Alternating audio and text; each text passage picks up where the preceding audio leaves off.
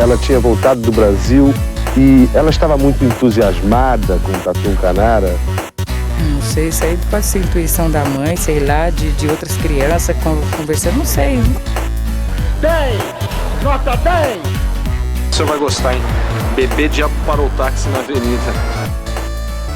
Ao vivo é muito pior. Eu sou a Camila Kintzel. E eu, Danilo Corsi. No episódio de hoje, vou contar a história do Circo Vostok, um clássico circo brasileiro, e, de quebra, vou contar também a maior tragédia pela qual o circo já passou, quando uma criança foi atacada por leões no intervalo de um espetáculo. Ou seja, é um episódio que começa leve, mas não é todo fofo não. Então preparem-se. E, se você tiver dificuldade com temas mais pesados ou violentos, pare por aqui e volte na próxima semana. Mas antes de começarmos essa história, temos que saber que vinho nosso patrocinador nos mandou hoje. Qual é, Danilo? O vinho de hoje é o Pecatis Tuis Roble Tempranillo, um tempranillo espanhol produzido na região de Castilha e León e tem aromas de frutas vermelhas e negras com notas de baunilha. E essa belezinha está por menos de R$80 lá no drinco.com.br. Brinde história? Tchim, tchim. Tchim, tchim.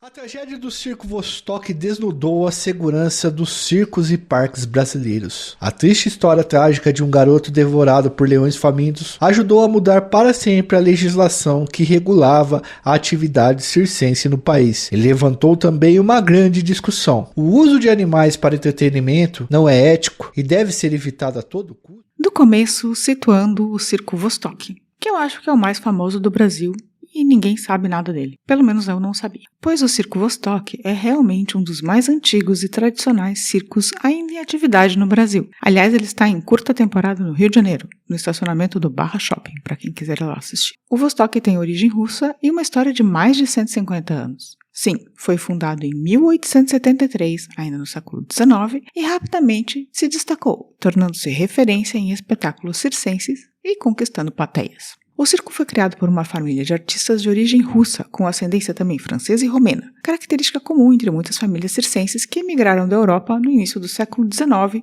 em busca de novas oportunidades e públicos. Embora os registros históricos não detalhem o nome dos fundadores dos originais, sabe-se que o Circo Vostok foi fruto de esforço de artistas itinerantes que trouxeram consigo a tradição circense europeia, misturando técnicas, números e culturas distintas.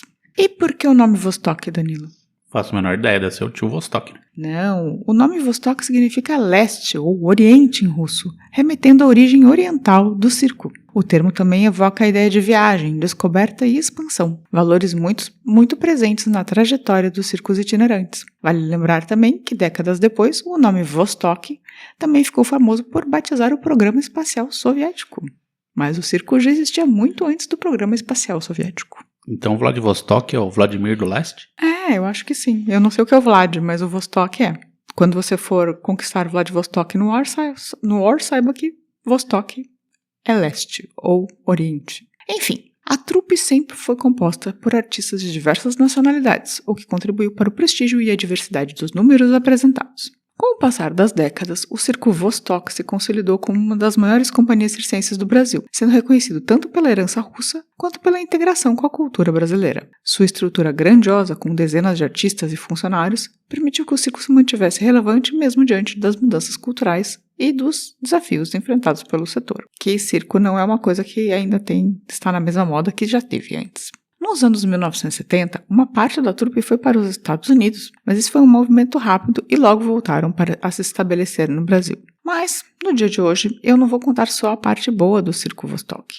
Vou falar também sobre a tragédia que aconteceu em 2000, em Jaboatão dos Guararapes. E esse foi um pedido da nossa queridíssima Aisha Valente para o episódio. Você conhece essa tragédia, Dani? Não, nunca tinha... Assim, acho que na época eu devo ter prestado atenção, mas fugiu da minha cabeça. Enfim, então vamos do começo. No dia 9 de abril de 2000, o que era para ser um dia de diversão em família, terminou em uma tragédia de proporções inimagináveis. O Circo Vostok estava instalado no estacionamento do Shopping Center Guararapes, em Jaboatão dos Guararapes, uma cidade que fica bem pertinho de Recife, em Pernambuco. A sessão estava lotada, com aproximadamente 3.000 pessoas assistindo ao espetáculo naquela tarde de domingo. Domingo era um dia clássico de ir ao circo, não é, Danilo? Para algumas pessoas, eu não gostava de ir, não. Você nunca foi ao circo?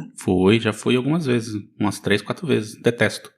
Você não gostava nem quando você era criança? Nem quando era criança. Nem dos palhaços? Menos ainda. Nem do Globo da Morte? Nossa, não. Que era barulhento? Eu não gostava do conceito circo. Nossa, olha só, Danilo anti-circo. Bem, o evento transcorria com normalidade até a pausa para um intervalo. Durante os 20 minutos de descanso, o público foi convidado para uma sessão de fotos com cavalos e pôneis, uma prática comum para entreter as crianças. Que imagino que precisavam ser entretidos, que 3.000 crianças num espaço deve ser um desespero, né? E seus pais, claro. Ao retornar da sessão, o menino José Miguel dos Santos Fonseca Júnior, de 6 anos, acompanhado pelo pai e pela irmã Mirella, de apenas 3 anos, passou próximo à jaula dos leões que aguardavam sua vez de entrar em cena. Foi nesse momento que Bongo, um dos leões adultos de 220 quilos, estendeu as 2 patas para fora da jaula, agarrou o menino e o puxou para dentro do cercado. O ataque foi rápido, brutal e assistido por dezenas de testemunhas. Bongo abocanhou a cabeça da criança e a arrastou cerca de 30 metros por um corredor de aço, tipo um túnel, que terminava em uma caçamba de caminhão, também gradeada, que era o espaço em que estavam os outros leões. A cena, marcada por gritos de desespero, como é de se esperar, terminou com o corpo do menino sendo disputado entre os animais. As investigações periciais revelaram uma série de negligências por parte da administração do circo. A jaula dos leões possuía vãos de 10 centímetros entre as barras, largura suficiente para que o leão estendesse as patas. Além disso, a estrutura cedeu mais 6 centímetros com a força do animal. Outro agravante: não havia uma barreira adicional entre o público e as jaulas, que foi um fator decisivo para a tragédia. Eu só não entendi como é que o moleque passou entre a jaula em 10 centímetros. 16 centímetros. Uma criança consegue passar em 16 centímetros? Então, assim, pela perícia foram 16 centímetros, mas eu acredito que sim. Pelo menos de lado ele conseguiria, né? Mas a cabeça em geral não passa, mas sei lá. Não sei, o Bongo conseguiu puxar essa criança por 10 centímetros mais 6. Bem, a polícia militar foi acionada imediatamente, mas só chegou depois de 1 hora. Em uma tentativa desesperada de resgatar o corpo da criança, porque obviamente ela já tinha morrido, né? Os primeiros policiais dispararam para cima, mas depois não conseguiram nada, os leões continuaram atacando a criança. Os agentes dispararam contra 2 dos animais e os mataram. Isso foi por volta das 9 da noite e o menino tinha sido atacado às 7, ou seja, ele estava 2 horas já lá, o corpo, né? Às 10h10, houve um novo tiroteio. 2 dos 3 leões que ainda sobravam eram 5 leões no total. Então, o Bongo pegou o menino, levou para dentro. Todos os leões foram atacar. Os guardas atiraram, né? Os policiais atiraram, mataram 2 leões e conseguiram conter 3. E aí, 1 hora depois, 2 dos 3 leões que ainda sobravam e estavam isolados num compartimento dentro da jaula, estouraram a grade e voltaram a atacar o corpo. A polícia então atirou com revólveres e fuzis contra os animais. Os 2 outros leões morreram. Houve uma correria e um dos policiais ficou ferido ao tropeçar em uma grade. No fim, 4 dos 5 leões do Circo Vostok foram mortos a tiros. Só sobrou um único sobrevivente, um filhote de leão que foi encaminhado ao zoológico 2 Irmãos, onde permaneceu até a sua morte em 2021. O corpo de José Miguel só foi retirado do local quase 4 horas após o ataque, em meio a uma comoção que paralisou a cidade e chocou o país. É absurdo, assim, essa criança, né, o corpo ter ficado 4 horas dentro das jaulas. O inquérito policial concluiu que, obviamente, houve negligência, mas descartou maus tratos ou fome dos animais. Alexandre Vostok, dono do circo, e 10 funcionários foram indiciados por homicídio culposo, sem intenção de matar, mas ninguém foi preso. A justiça determinou que o circo e a empresa responsável pelo evento indenizassem a família da vítima. Inicialmente, foi fixada uma indenização de R$1 milhão, mas a quantia foi reduzida posteriormente para R$275 mil pelo Superior Tribunal de Justiça, o STJ. O que você acha disso, Danilo, dessa história? Até aqui. Baixaram o preço da vida da criança, né? É porque foi totalmente absurdo, assim, esse leão ter conseguido puxar essa criança, assim. Assim, se não tinha maus tratos e eles não estavam com fome, assim, alguma coisa foi um trigger aí pro leão atacar, foi né? Um leão. Ele é um caçador, né? É, um leão sendo um leão. Eu sou contra animais em eventos assim. esse tipo de animal. Então, na verdade, hoje em dia é proibido, né? A tragédia, ela impulsionou mudanças legislativas. E Pernambuco foi um dos primeiros estados justamente a proibir o uso de animais selvagens e apresentações circenses, medida que depois foi posteriormente adotada por outras cidades da federação. O caso também intensificou o debate nacional sobre o uso de animais em geral em espetáculos, porque antes tinha leão e tinha urso também, né? Tinha de tudo, né?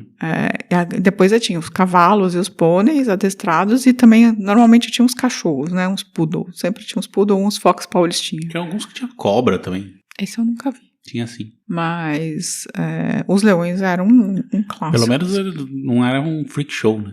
Como tinha nos Estados Unidos. Ah, sim. Bem, mais de 2 décadas depois, a tragédia do Circo Vostok continua sendo lembrada como um dos episódios mais chocantes envolvendo os circos no Brasil. Além da tragédia do Gran Circo norte-americano, né? Um incêndio horrível, que centenas de crianças morreram, e a gente já contou aqui.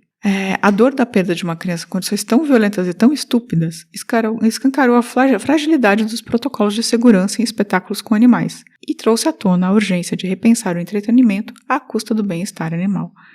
Na verdade, demorou, né? Mas, enfim, hoje eu acho que essa coisa de usar animal já está no passado, ainda bem. Mas, assim, se você acha que o Bongo foi o primeiro leão a matar uma criança no Brasil, está muito enganado. Sabia disso, Danilo? Não fazia ideia. Existe um outro ataque de leão a uma criança no Brasil, mas não envolvida no circo. E eu vou contar aqui porque eu achei pitoresca essa história também. Em 1986, muitos anos antes do Bongo atacar o menino, Susana Fernandes Junqueira, uma bebê de apenas 2 anos, morreu por conta de um outro leão em uma outra situação completamente absurda. O dono de uma loja de construção em Goiânia, chamado Mário Ângelo, decidiu que seria uma boa ideia criar um leão como se fosse um cachorro. Ele deixava o bebê leão dormir com seus filhos e o criaram como se fosse um pet da família. Porém, quando Guru, que era o nome do leão, cresceu, o dono da loja achou que era melhor tirar o leão de casa e mudá-lo para sua loja de construção para ser tipo um leão de guarda. Basicamente, o leão ficava na loja para espantar ladrões. O que você acha disso? Ridículo. Um dia, no entanto, possivelmente por não ter sido alimentado no final de semana, Guru escapou de sua jaula e saiu pela cidade. Não demorou muito para encontrar Susana e atacá-la, arrastando-a pelas ruas. A polícia foi chamada, mas não conseguia pegar o leão de maneira alguma, pois um leão. E não atiraram nesse caso. Mas, por uma sorte do destino, um domador de leões estava visitando Goiânia na mesma época e se prontificou a capturar Guru. Depois de ser prendido, Guru foi levado para o zoológico de Goiânia, onde virou uma celebridade por ser um leão que matou uma menina. As pessoas são totalmente fora de dodóis da cabeça, né? Tipo, todo mundo queria visitar o leão matador. Tipo, o que você acha? Tipo... É o lado macabro das pessoas, né? Enfim, o leão Guru. E o que aconteceu com o empresário que criava um leão como se fosse um cachorro? Deixou o bicho sem comer a ponto dele escapar e atacar uma criança? Foi condenado a prestar 1 ano de serviços comunitários. Pois o segundo juiz, esse senhor, tinha bons antecedentes, ótima conduta social e personalidade. O que você acha disso? Justiça brasileira. O cara, deixou um leão solto na cidade, matou uma criança, e ele foi condenado a 1 ano de serviço comunitário, gente. Pelo amor, eu não consigo entender. Enfim, só essa foi um extra aqui com essa história absurda de Goiânia, e essa foi a história do Circo Vostok, da tragédia do menino José Miguel e também da menina Susana, que na verdade foram 2 tragédias que são só um acumulado de falta de responsabilidade, tanto do circo, que totalmente responsável por deixar as crianças passarem tão perto da jaula que o leão fosse capaz de pegá-las, quanto do empresário que deixou o leão solto no meio da cidade, e que resultaram na morte de 2 crianças que nunca deveriam ter morrido por conta de leões, que é um bicho que nem deveria ter no Brasil, né? Não é um bicho nativo brasileiro, porque se você é morto por uma onça, até se entende, mas por um leão, né? É isso. E esse foi o episódio de hoje. Você já conhecia alguma dessas histórias, Danilo? Não me lembro não, assim, de verdade, assim, não lembrava desses ataques, né, principalmente do Vostok. Do outro, com certeza não fazia ideia que tinha acontecido. Você acha que as pessoas devem continuar criando leões por aí? Espero que o leão mate as pessoas que criem, né, não os inocentes, assim, sei lá, por exemplo, o empresário pega um leão, tomara que o leão arranque a cabeça dele e pronto. Mas não, nunca mata o cara que é o responsável, né? Pois Sempre vai matar a criança que não tem nada a ver com o fato. Agora me intriga muito ainda como é que a criança passou na grade, assim. Isso pra mim é coisa muito louca. Devia ser muito grande a grade. Na verdade, a grade, segundo consta, a grade tinha 10 centímetros. Ela não podia ser tão grande, mas tinha 10 centímetros de distância, segundo a perícia. E a força que o leão fez ao passar com as duas patas, ele meio que abriu a grade, entendeu? Tipo, ele fez uma força que abriu um pouco a grade. Mas, segundo a perícia, abriu a 16 centímetros. Talvez, na hora que o leão tivesse passado, ele tivesse aberto um pouco mais a grade. Mas o fato é que a criança passou. Não, passou. Só pra mim, assim, eu acho que o circo tava completamente louco, assim.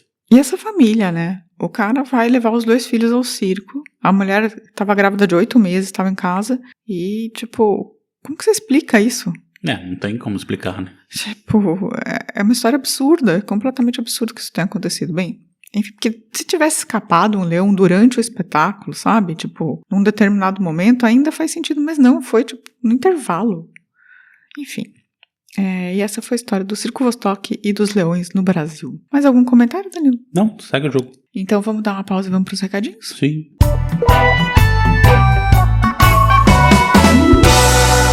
Recadinhos. Danilo, se alguém estiver criando um leão e quiser contar pra gente, faz como? Manda um e-mail para socorro@ibama.com.br.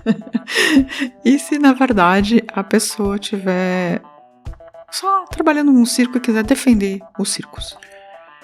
Bom, pra gente ele pode mandar um e-mail para contato@muitopior.com.br. Pode ir nas nossas redes sociais, a gente tem o Facebook, o Instagram e o X.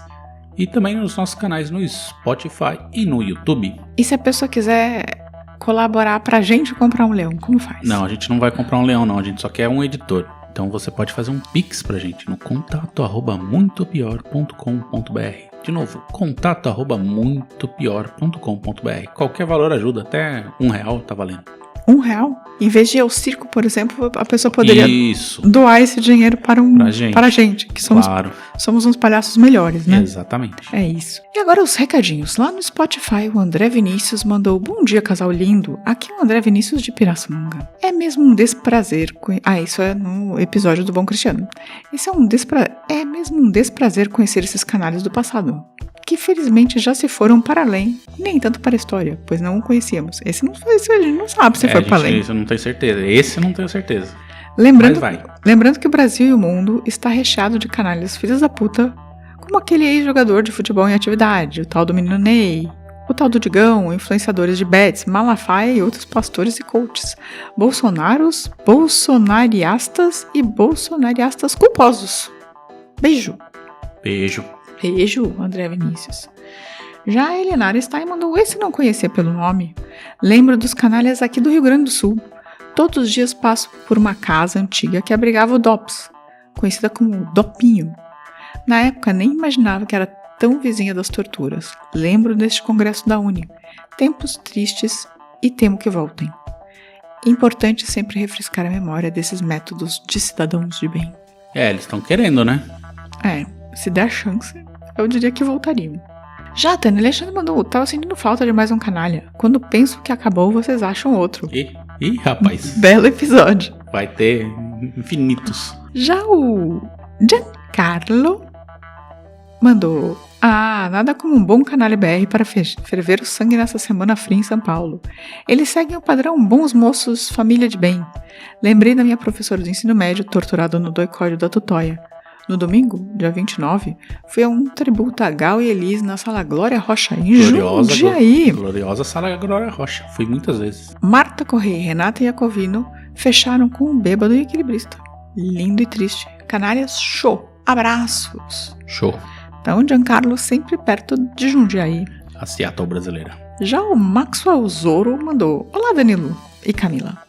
Conheci vocês através de quem? Do Giancarlo. Trabalho com ele e sempre fica me falando das suas histórias. E hoje eu ouvi. Muito bom mesmo. Parabéns pelo trabalho de vocês. E que muito sucesso de sua audiência. Para contar suas histórias pra gente ouvir. Esse sujeito de bom cristão só tinha um sobrenome, né? Um grande abraço do seu novo ouvinte, Maxwell. Bem-vindo, Maxwell. Smart. Né? Tinha o Maxwell Smart. O agente 86. Já o Wagner Vintage mandou: Manhã de terça indigesta ao conhecer mais um canalha do Brasil, porém prazerosa ao tomar um café ouvindo meu podcast favorito. E o sadismo perdura enraizado nessas figuras grotescas que representam muitos que ainda estão por aqui, ao nosso redor, disfarçados de conservadores, religiosos e que dizem lutar pela moral e os bons costumes.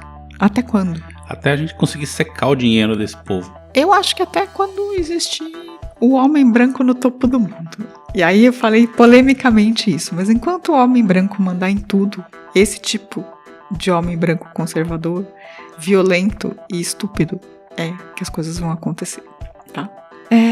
Já no episódio também, ainda no Spotify, da queda do avião no prédio, a Andressa Dunk mandou histórias inacreditáveis que merecem ser contadas. Concordo. Palminhas.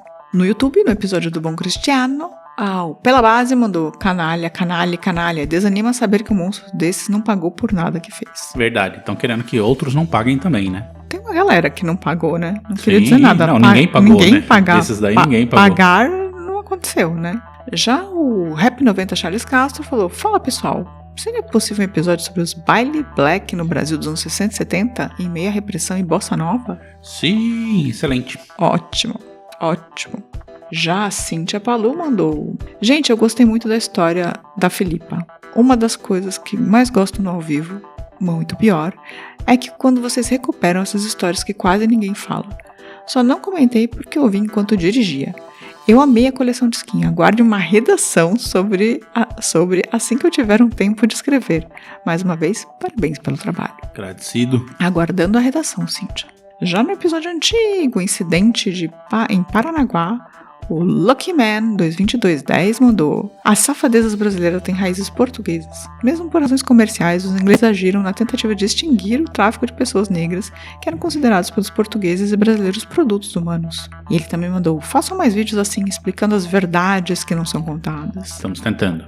Eu não diria que os ingleses eram ótimas pessoas também não, viu? Nunca foram. Assim, não vamos defender. Mas os portugueses também não eram. Enfim. Nunca foram também.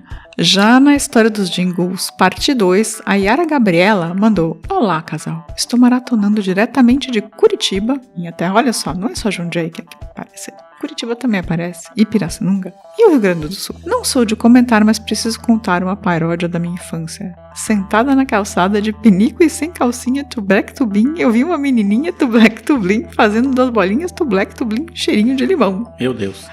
Gente do céu. Desejo muito Sucesso. que os patrocinadores, que o podcast seja eterno. Eu não podia cantar isso, tá? Mas assim, gostei muito da sua paródia infantil de pinico. Já no episódio das polacas, nossa, tem um comentário gigantesco, uma redação aqui. Mas eu vou falar que sei muito bem dessas nossas histórias. No episódio das polacas, as prostitutas judias, que eu acho que é um dos favoritos do Giancarlo, segundo ele contou uma vez. Muitas dessas moças chamadas polaca, mais ou menos 100 anos, um pouco mais, um pouco menos, foram entregues a rabinos, que mentiam para as famílias, dizendo que além mar havia muitos rapazes judeus praticantes que queriam casar. Basicamente a pessoa está fazendo um resumo do episódio, contando aqui. Olha aí. Eu acho. Ouça um episódio, quem não ouviu, sobre as polacas judias, que é, na verdade, isso mesmo. Eram muitas mulheres que vieram para o Brasil. Caíram no golpe. Caíram no golpe, enganadas, mas assim, num momento de muita pobreza, né, no leste europeu, que as pessoas estavam realmente passando fome. Brasil dando golpe desde 1500. Na verdade, não eram brasileiros que estavam dando golpe, né? Mas o Brasil eram outros leste-europenses que parte. estavam dando golpe, porque neles mesmos, né? Estavam tentando levar essas mulheres para lá e acabaram prostituindo. O Brasil é um leste europeu latino. Nossa senhora, Danilo. O Brasil não é um leste europeu latino, que loucura. Bem, enfim, e no Instagram ainda temos quem mandou mensagem pra gente foi o Marcos Lázaro Prado, que da família dos Ricos Prado, do interior de São Paulo, né? Que ele mandou uma pauta pra gente muito interessante sobre um desastre muito grande que aconteceu no Rio de Janeiro. E o Rafa mandou também uma maravilhosa pauta sobre um sírio que morreu no Brasil. Já o nosso pauteiro oficial, Ricardo Cravo, mandou também um comentário sobre José Mujica Marins, o Zé do Caixão. Já nos comentários do Instagram, a gente teve o Rocha84 Anderson, nosso prêmio melhor ouvinte, nosso ouvinte premium, mais um canalha catalogado, sobre apoiar o podcast, inicie uma forma de apoio recorrente, por favor. Sim, estamos discutindo. Na verdade, vocês têm que convencer mais a Camila, ela que tá reticente. Eu? Sim. Eu não tô reticente, Tá não. sim. Eu tô de Fala boa. a verdade. Gente, se vocês quiserem apoiar, apoiem, por gentileza. A gente vai passar aqui o chapeuzinho.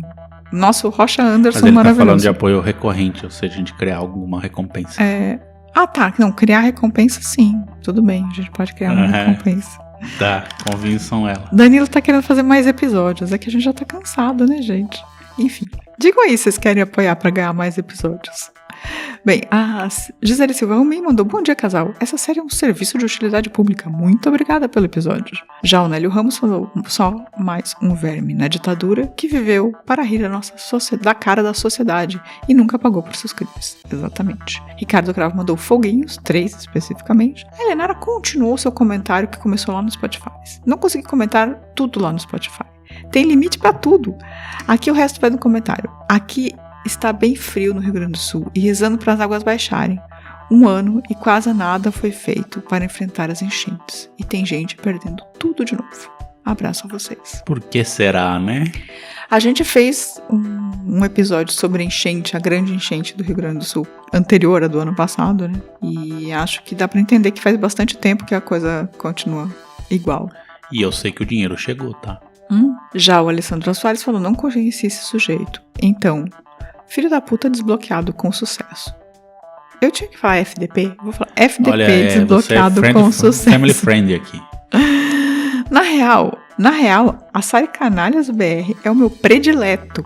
Fico com bastante raiva dessa gente. Tem mais por vez. Bem, tem muita gente que gosta de canalha.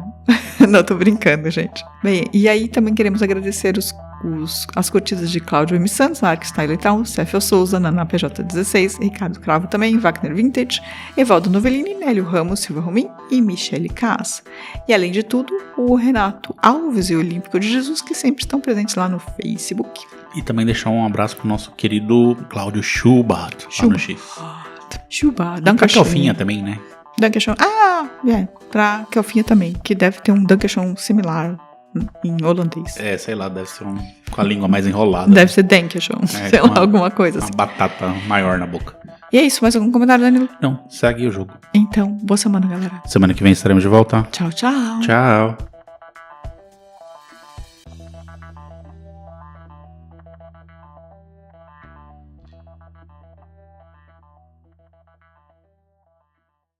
A vida é muito pior. Esse episódio é um oferecimento de trinco.com.br e siteguy.dev.